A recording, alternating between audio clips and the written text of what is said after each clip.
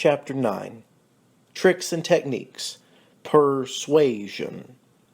How to win over neutrals, doubters, and enemies. In this chapter, we are going to look at certain techniques for winning over a neutral, doubtful, or hostile audience. As before, you've probably used them already, hundreds of times. Some of them are historic forms of logical argument or long-established means of persuasion. But for a modern audience, it has become dangerous to argue, and almost as dangerous to persuade. Arguing is out of style. For thousands of years, from the ancient Greeks until the 1920s, it was a major form of public entertainment. People went to debates and public meetings to enjoy watching other people argue with each other and to join in the argument themselves. They took sides and they wanted their side to win, crushingly. If they went to see a solo speaker, whether a preacher or a salesman, they expected him to battle for their hearts and their minds, or their money. What changed in the 1920s was radio. Through radio, people could go to meetings without leaving their living room. In the new setting, argument became not only old-fashioned, but positively unpleasant. That effect was greatly magnified by television, so much so that arguers almost never win on television. They may have all the facts, all the logic on their side, but in someone's living room, they seem strident and hectoring, and generally not nice people.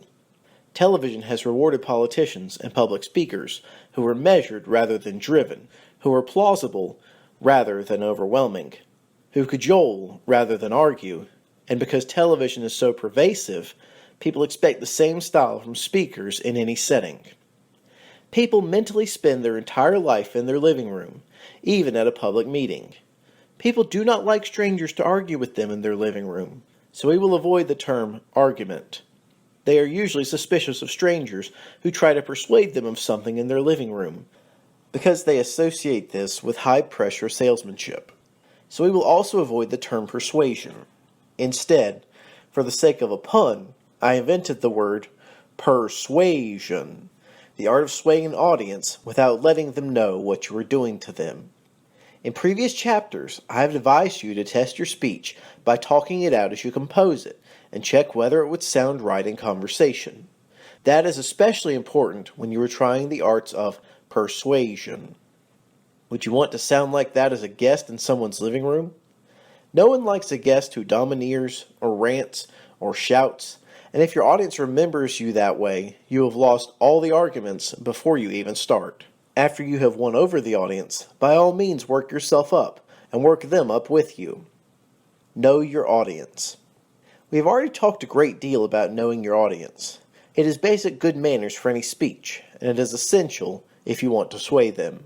You should be able to answer correctly all of these questions about your audience, although as we shall see later on, you should actually avoid using some of the answers. Number 1. Who would they accept as a hero and an authority, someone you could cite as being on your side? Number 2. Who would represent a villain or a clown to them, someone you could associate with the other side? Number 3. What kind of everyday analogy would they accept as logical and persuasive? What cultural, scientific, general knowledge could you cite in your support and expect them to understand? Number 4. What is the ground from which they draw their goals, their facts, and their logic? Where do arguments have to be located to make sense to them? Let me give an extreme example. You are speaking to a group of Christian fundamentalists in defense of the right to choose an abortion. I would not recommend you to accept such an engagement, but you have done. If you want to engage with this audience at all, let alone sway them, you must begin your reasoning at the same place as theirs. You cannot start from the rights of women, or the dangers of suffering and crime for making abortions unlawful, or the legal and constitutional guarantees which a ban on abortion would violate. With that particular audience, the Bible is the source of all truth, so you begin your arguments from the Bible, and what is more, the same translation as they use. Hint: if you were in this situation, try starting from Matthew 22:21, and then construct the argument that the laws of God should not be enforced through the laws of men. Number 5. Finally, and invariably, what benefit will your audience obtain from agreeing with you and doing what you want? You must be able to complete the sentence, "Vote for me," or "buy my product," or give me your money, or sign the petition. And what follows "and" must be something important to your audience. I repeat, you must answer all the questions before you construct your appeal to the audience. At best, the exercise will unlock your imagination and produce unexpected connections between what your audience wants and believes in and what you are offering them. It will also give your audience the ammunition they need to sway other people who could not get to the meeting. At worst, it will stop you losing your audience in the first minute. Not long ago, I was a speaker at a meeting about the euro in an English country town. The previous speaker was a scholarly lord. He spoke for 15 minutes on why Shakespeare would have been against the euro. It was fascinating, although it was also a fine example of irrelevant authority. See below. But it was lost on his audience. The Earl gave himself no chance of swaying anybody in the room. He gave no one in the room any ammunition for swaying anyone who had not come to the meeting. He became purely an entertainer. The exercise I have just described makes some speakers unhappy. They think that it represents dumbing down, or worse, dishonesty. In the introduction, I said strongly, be true to yourself and don't pretend to be part of the same group as your audience if you are not. But is that not exactly what the exercise will make you do? I think not. First of all, I do not think it represents dumbing down to cut out references which an audience will not understand in favor of those which they will. Dumbing down to me means artificially simplifying a subject and translating it spuriously into the world of mass culture. I once heard a history teacher tell his teenage students that Queen Elizabeth I was quite a babe. It left them cold. Teenagers do not like people who condescend, and besides, babe was already out of date as slang. But when he told them that she was broke, he got them interested. The class discussed the way she saved and borrowed money, and stayed in her friends' houses without paying them for her share of the food and expenses, and how these things compared with the way teenagers behaved. Babe was fake and dumbing down. Broke was honest and vivid. Nor is the exercise meant to make you abandon your values or to conceal them. It is simply meant to make you understand your audience's values so that you can choose a pathway for a logical journey. You may not agree with that pathway, but you can show that by making the right logical journey using that pathway, you and they will get to your desired conclusion. Having got there together, you might then be able to show your audience how much easier the journey would have been if you had used another pathway. That process is not intellectual treachery, but engagement with your audience. If you are not willing to find a common starting point with your audience, you might just as well shout at them, "Everything you believe in is stupid, and it is time you saw things my way. Get real, you dummies." Common ground. Finding the common ground is an essential theme of any speech where you have to sway an audience. The common ground is what you and the audience both think is right and reasonable. In most settings, it is an easy task to find the common ground. If you do the fifth part of the exercise that I described in the last section, about 90% of the time you can complete the sentence, "Vote for me, buy my product, give me your money, sign the petition," with the words, "and it will improve your well-being." Occasionally, you may have to vary the formula a little to say, "and it will improve the well-being of your family, neighborhood, business, organization, or cat." The common ground is that it is right and reasonable for people to want to improve their personal circumstances and those of the people, or cats, in their near circle. Of course, people do also look beyond their personal circle, and other possible common ground might be supporting our country, helping those less fortunate, or saving the planet. More and more audiences today expect both. That is, to improve their lives and salve their consciences, hence the growing sales of ethical products and services. With this kind of audience, you will have to widen the common ground to something like, "Vote for me," etc., and do yourselves and the planet a favor. Sometimes the common ground may be a general principle with a high degree of abstraction. For example, you and your audience might agree that it is right and reasonable to prevent cruelty, maintain the rule of law, promote equality, uphold democracy, and the will of the people. If you are a long way from your audience intellectually, you may have to travel to a very high level of abstraction to find the common ground between you. In my extreme example, your pro-choice on abortion speech to an audience of fundamentalist Christians, the common ground would be at a very high peak of abstraction.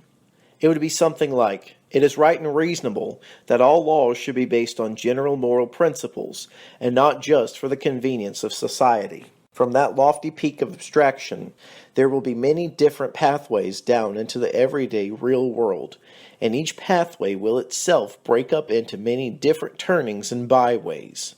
In my example, you chose a pathway you would normally reject because that audience simply would not take any other, but you still started the journey together on common ground. At other times, the common ground is very down to earth. In the United States, I once saw a local politician campaign on the slogan, "Re-elect X to the state assembly. He's too old to go to work." He and his audience agreed that it was right and reasonable that aging politicians should not have to cope with a real job, and he won by a landslide. The hardest audience in which to find any common ground is, of course, children.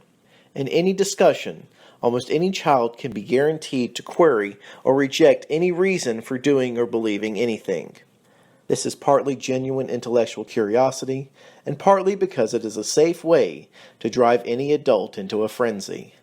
The discussion will often end with the words, "because I say so," which, curiously enough, may be the common ground which the child actually wants, since most children think it is right and reasonable to meet the request of an adult who cares for them.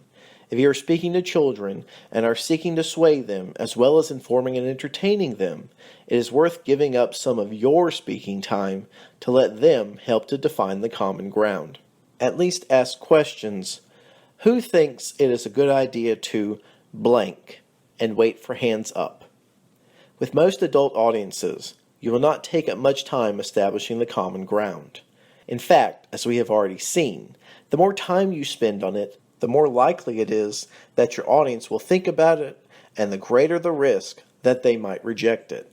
The common ground, therefore, is where you start the intellectual journey of your persuasive speech. You choose a pathway your audience is willing to follow, and you show that it could not conceivably lead them anywhere else but to your destination. The problem is that there is always competition. For any audience, you always have competitors. In a formal debate, you can actually see them, and you know what strategy they are using. Otherwise, you have to imagine them, the invisible enemy trying to conquer your audience's hearts and minds. Essentially, your competitors have two choices.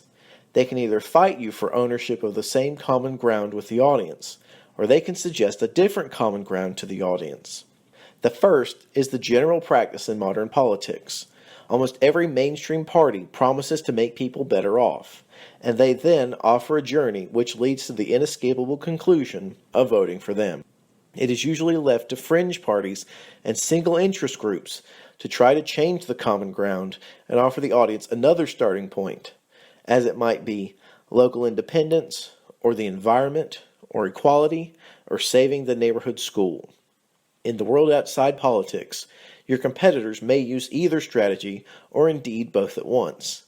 In business, your competitors may offer a better version of your product or service. Sudzo washes whiter. That is fighting for your common ground. But they might offer your audience a different starting point. Sudzo saves the planet. You might choose to fight back on your common ground. Albedo for whiteness you can trust. They might fight on your common ground and theirs. Sudzo washes whiter and greener. You might then want to occupy another piece of common ground. Be an albedo mum. In the world of charities and volunteering, the competition is nearly all on the same level. That is, arguing over the common ground rather than the subsequent journey. Most charities and volunteer groups invite their audience to make their cause their number one priority. It is less usual for them to say that they do a better job of helping that cause than their competitors. Whether your competitors are visible in a public debate, or invisible, you might think about their strategy and how to counteract it. If the enemy has accepted your common ground, you fight them on the subsequent journey. If they are challenging your chosen common ground, you must decide whether you are confident enough in your choice.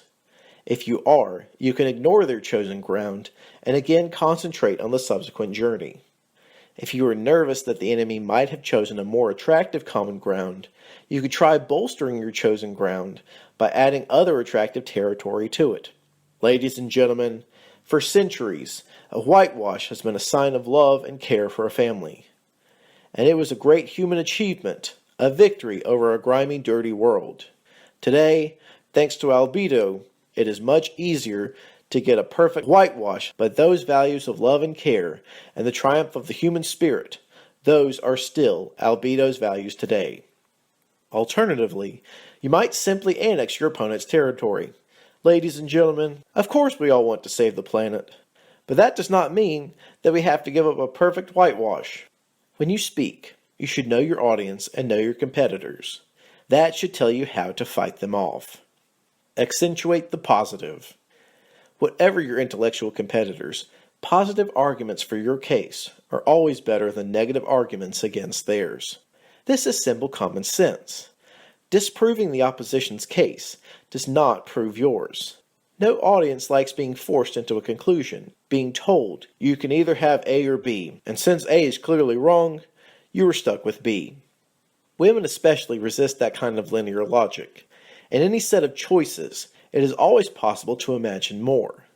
And if you knock down the opposition choice, the audience might still prefer to search for their ideal choice rather than accept the one you give them. Even if there is a totally closed set of choices, and you wipe out all the other possible choices, you still may not win over your audience. Suppose, to give a silly example, you were in a debate about which is the best of the 7 dwarves. You could destroy the case for bashful, docked, sneezy, happy, grumpy, and sleepy, and still not persuade the audience to vote for Dopey. The audience might be sick of all dwarves without exception, especially if all the other champions have followed the same tactics of destroying the competition. There is another common sense reason for accentuating the positive. Even if you destroy the opposition case, you do actually remind your audience that it exists. If they think that your destruction is in some way unfair, you may actually reinforce their loyalty to the opposition. Finally, of course, using negative arguments makes you sound negative, which for any audience is perilously close to being unpleasant. If you are not careful, negative arguments can tempt you into being sarcastic and cutting, a fatal move. There are 2 exceptions to the principle of avoiding negative arguments. First, if you are defending a status quo with which your audience is reasonably happy, it is reasonable and productive to dwell on the risks of changing it. This is particularly true with British audiences. Talking about the risks of change is not quite the same as being negative, because at least by implication, you were talking about the good things in the status quo. Second, some part of the opposition case might so dominate the audience's thinking on an issue that you simply have to get rid of it before they will follow you anywhere. As we will see in the next sections, there are 2 honest ways in which you can do this, and several dishonest ones. Dealing with the opposition honestly. Whatever side you take in an argument, it would be very unusual if your opposition had no case at all. They would have to be completely evil or completely stupid.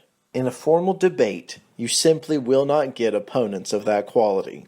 If the organizer of the debate had the sense to invite you, he or she will probably have the sense to invite opponents who are reasonably competent and honest. But if you were speaking solo and imagining your invisible opponents, it would be foolish to think of them all as evil or stupid. If they were, they would not have any appeal to your audience. The first principle of dealing with your opposition is respect, and from respect flows honesty. If the opposition, real or invisible, has some good points on their side, you should admit them. You should then try to reduce their impact immediately and suggest to your audience that they are far less significant than some big points of your own. 2 examples come to mind on either side of the Euro debate in Britain. If you were for joining the euro, you might concede that this would mean Britain giving up control of her exchange rate and her interest rates. But you might then immediately suggest that Britain has little real control over her exchange rate and her interest rates. They are set by outside market forces. The economic benefit of clinging to that very nominal control of interest rates and the exchange rate would be far less than the economic gains of being a full member of the biggest single market in the world. If you were against joining the euro, you might concede that joining would remove the risk of loss to British businesses from foreign exchange movements when it trades with the other euro countries. But you would then immediately suggest that the risk to British businesses of Britain being trapped in the wrong exchange rate or the wrong interest rate, in both cases, the common ground with the audience is the same. It is right and reasonable to make the British economy stronger. If you adopt this strategy, you not only eliminate your opponent's good point, but you make the audience like and respect you for being fair-minded, a big gain in any setting. However, if your opponent's main point against you is wrong, you must demonstrate this honestly and refute it with one or more killer facts. Using the killer fact. A killer fact is A. True, B. From a trusted source, and C. Devastating to the opposing case. Once it is admitted, its logic points to only one conclusion, that your opponents are wrong, and if they persist in their case, they will prove that they are irrational, prejudiced, and unreliable. Killer facts can come as single shots or as salvos. Suppose, for example, you had to deal with an opposition claim that immigrants are a drain on the British economy. A killer fact would be, according to the National Statistical Office, immigrants to Britain contributed 10% of our national output last year. Following the principle of making numbers comprehensible, you would quickly add, that means they contributed about £1,600 to every man, woman, and child in this country. To build that into a salvo, you might add, immigrants actually contributed 7 times more to our economy than North Sea oil. To fire another shot, you could also add, immigrants also pay in more taxes to the Treasury than they take out in benefits. Last year, they paid in £2.6 billion more than they took out. That is worth over a penny on the standard rate of income tax. At the end of that salvo, your audience might choose not to believe the facts, although they will have no reason to do this. But if they do accept the facts, they cannot escape the conclusion that immigrants are not a drain on the economy. Incidentally, all the facts in this cluster are true. All the other facts in my examples are made up to illustrate a point about writing, but the cluster in this paragraph is true, as well as an illustration. With a neutral or unfriendly audience, you use your killer fact in a direct and prominent way. You warn the audience that it is coming, and that you want them to listen to it. You might say, my opponent said, or, you often hear X. That is wrong. The facts tell a different story. The facts are blank. So far from X, the fact is not X. It is well worth repeating the word fact. It inspires respect. The facts show is a better thing to say than statistics show or science shows, and is a league ahead of experts have proven. However, with a friendly audience, you may get a bigger effect from your killer fact by sliding it in unobtrusively so that they suddenly realize that it hit them. It is especially true when your killer fact is challenging the conventional wisdom of the audience. There is a good example of this in the speech by Sir David Ramsbotham in the appendix. So good that I am going to challenge you to find it. As we have said, a fact becomes a killer when its conclusion is inescapable. Scientists are always hunting for them, and one could even say that scientific theory has evolved precisely to turn facts into killers. The solution turned red, it must be an acid.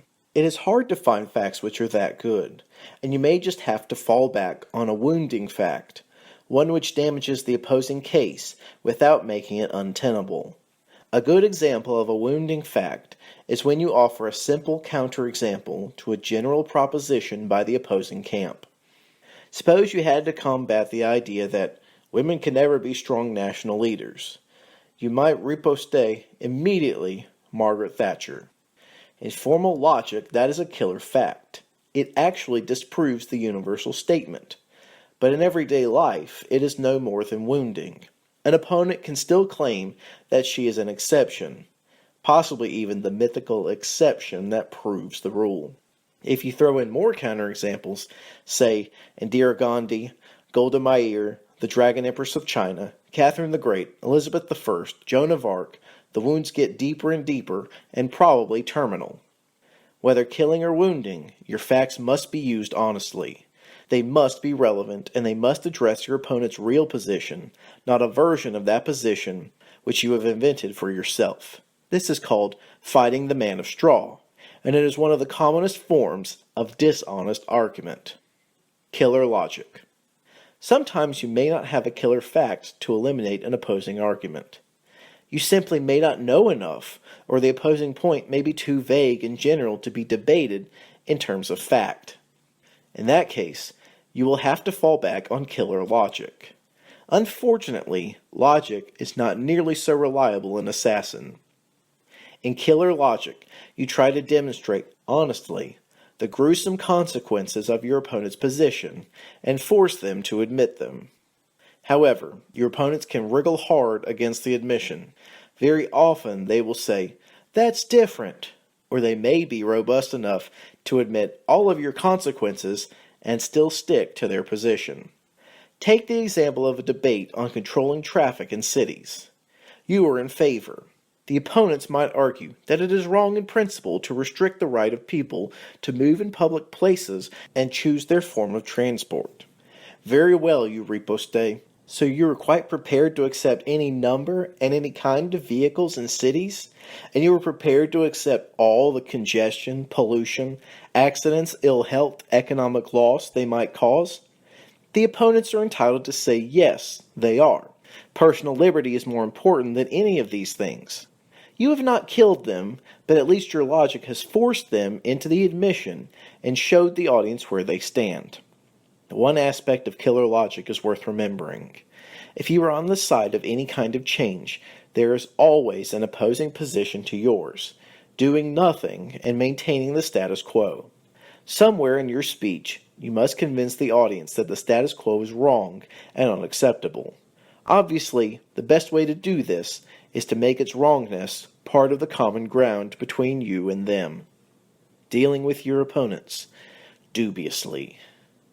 In this section, we are going to look at a collection of debating tricks which you have almost certainly heard both in formal debate and in everyday life. Some are actual fallacies, bad arguments which no one should use.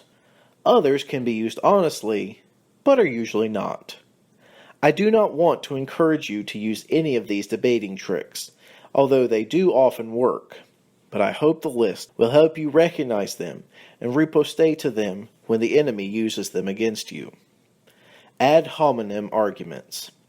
Attacking the personality or personalities on the opposing side rather than their arguments. This is always irrelevant, and when your opponents are in the same room, it is also bad-mannered, and your host and your audience will not like it. It is a special mistake to use arguments ad hominem when your opponent is a feminine. It is terribly tempting to go for your opponent if he has been inconsistent or outrightly dishonest about an issue. Politicians regularly fall into this temptation. They employ armies of researchers to look up their opponent's records and parade their contradictions and broken promises. It is a complete waste of effort. No one could care less about any politician's record. Remember this story of Huey Long, the charismatic, dangerous governor of Louisiana in the 1930s. He was up for re-election and had to revisit a small town on the Mississippi River. On his first campaign, he had promised them a new bridge. Not 1 foot of the bridge had been built, nor any plan made or even a sketch. His aides were in a panic. How would the governor explain away the broken promise? Long answered, Tell them I lied. The town voted him back with the large majority. It is equally tempting to bait a live opponent if you know he is likely to lose his temper. Again, resist the temptation. No audience likes a display of bad temper, especially an English audience, and they tend to blame equally everybody who was on the scene. Some of the audience will spot that you baited your opponent and will mark you down as a nasty little stirrer. Do not attack your opponents personally. Attack what they say and do. See also, guilt by association. Begging the question. Building an argument on an assumption which you have yet to prove. The question is simple. What trust can you put in a man with an unbroken record of broken promises? Did he in fact break his promises? Prove it. Circular argument. A fallacy closely allied to begging the question, using two unproven assertions to support each other.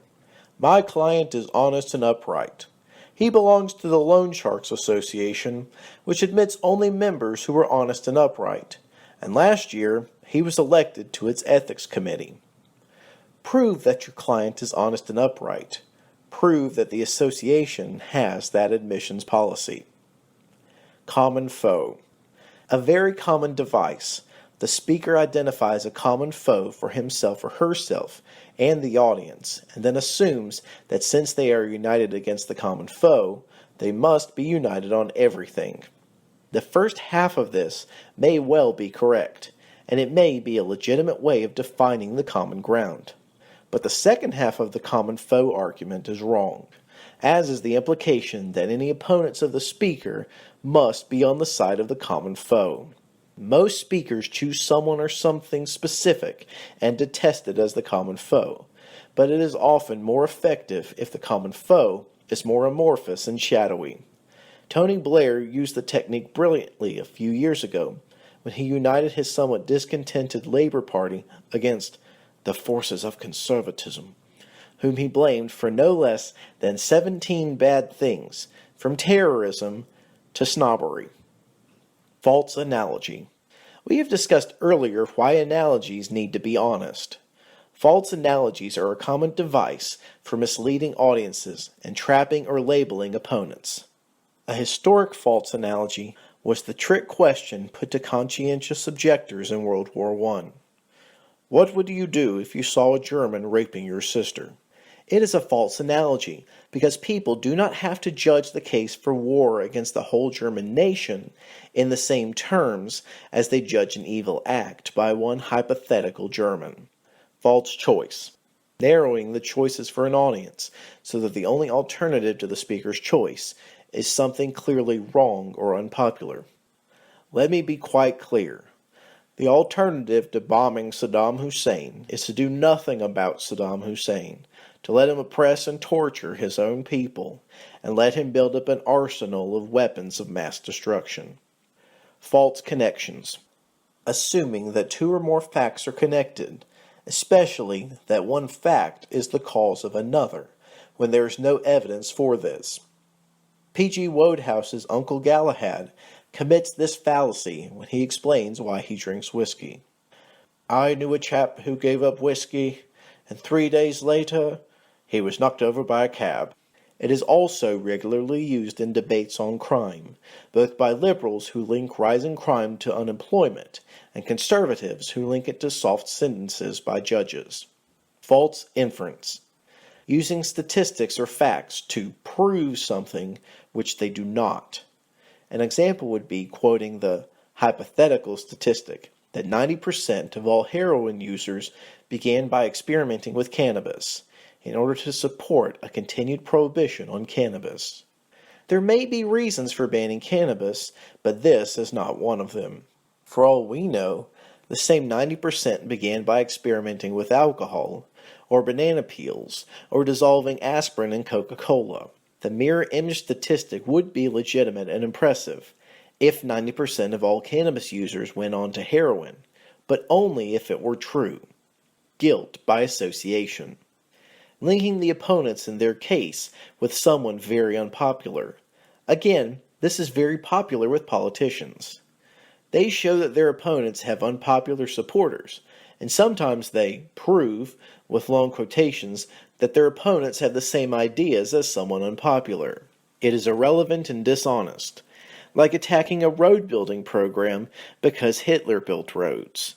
Its mere image is irrelevant authority. Irrelevant authority. Invoking somebody heroic and popular to support an argument or a course of action. I once heard a local French politician claim that Napoleon supported his scheme for a new town sewer. Unless a living celebrity has directly endorsed an argument, it is dishonest to claim celebrity support for it, and even when it is honest, it is usually irrelevant. Who cares what David Beckham thinks about the euro? A dangerous variant, which is becoming more and more common, is to claim religious authority in support of a secular argument. I have not said anything yet about quotations. I do not like them in any speech. Your audience wants to hear your words, not someone else's. Most quotations in speeches are a form of irrelevant authority. Your point is no better because Oscar Wilde said it brilliantly. If a quotation is really the most effective way to make your point, by all means use it. But if it is decoration, cut it out. If you do use a quotation, get it right and attribute it correctly. Reductio ad absurdum. This is not always a bogus technique. In fact, in its pure form, it is a historic rule of formal logic. Not P together with not P. You should not accept a proposition if its consequences directly contradict itself. Today, it is taken more loosely when speakers try to demolish their opponents by showing that their ideas have ridiculous consequences. There are contexts in which this can be a legitimate form of argument. For example, when a speaker shows that if one person does something, it may do no harm, but if everybody tried to do it, the consequences would be dire. Reductio ad absurdum can also be used well to make a humorous point. I once heard a speaker teasing her local council, which had just announced a proposal to build a T-bar at the town's main bus stop. Why stop at a T-bar, she asked. Why not a restaurant, since there was plenty of time to finish a 4-course meal while waiting for the bus? Why not build a library so that waiting passengers could catch up on all the great novels they had never finished?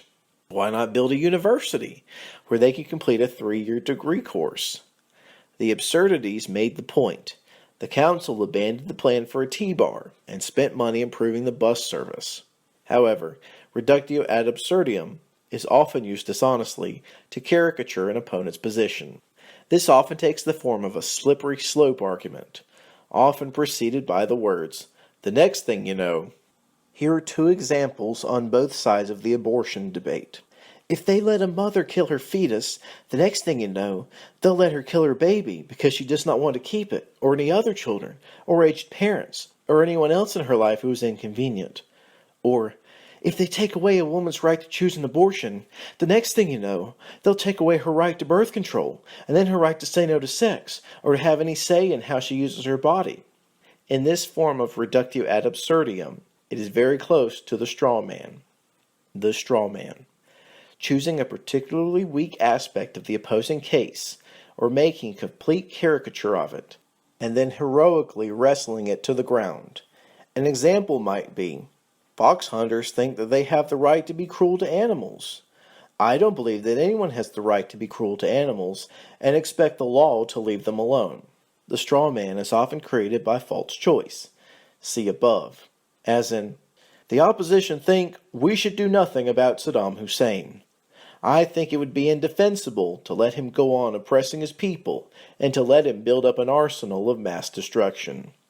If you want to read a particularly fine example of this technique, search on the internet for a speech delivered by Britain's Europe Minister, Peter Hain MP, to the Fabian Society Conference, A New World Order, in February 2002.